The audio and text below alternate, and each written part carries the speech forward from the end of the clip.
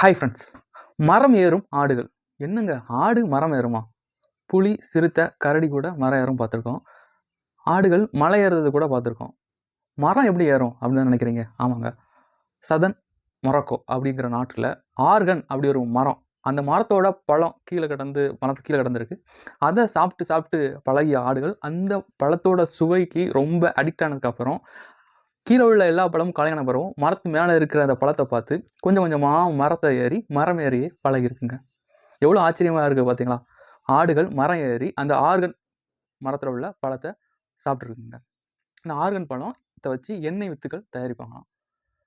ஒன்று பிடிச்ச விஷயம் நம்மளால் முடியாதனாலும் நம்ம பிடிச்ச விஷயம் அப்படிங்கிறதுக்காக முயற்சி பண்ணி முடியாத காரியத்தையும் ஒரு சின்ன ஆடுகளால் கூட முடிச்சு காட்டிருக்குங்க. அதே மாதிரி தாங்க நம்மளோட பிடிச்ச விஷயங்கள் நம்மளால் முடியாது அப்படின்னு நம்ம என்றைக்குமே நினைக்கக்கூடாது. முயற்சி